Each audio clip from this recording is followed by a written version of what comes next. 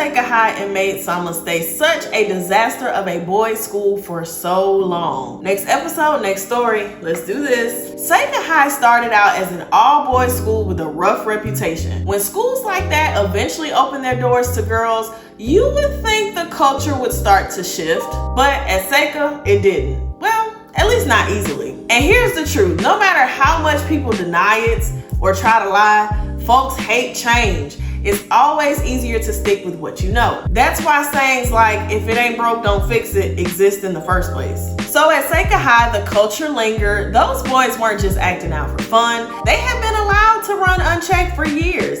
The administration tolerated it, the students normalized it, and by the time girls started enrolling, that energy was just too deeply rooted to disappear. That's what made Misaki's role so extreme. She wasn't just student council president, she was a reformer. Every rule she enforced, every punishment she gave, she was a direct challenge to their status quo. Misaki knew that if she wasn't firm, the boys would run over her completely. But true to her character, she often took it to the extreme. We saw this clearly in the festival episode. Misaki's overbearingness pushed the boys to walk out. But instead of doubling down, she realized she needed to talk to them and not at them.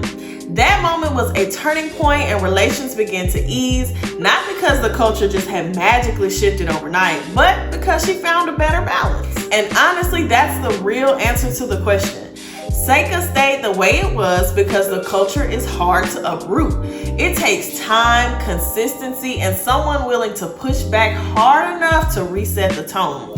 Misaki was that person, but she also had to grow herself in the process. There's even a real world parallel here. Without getting into the gender and race and age debates, I think we've all been in situations where we had to prove ourselves just to be taken seriously, having to work twice as hard to be half as good.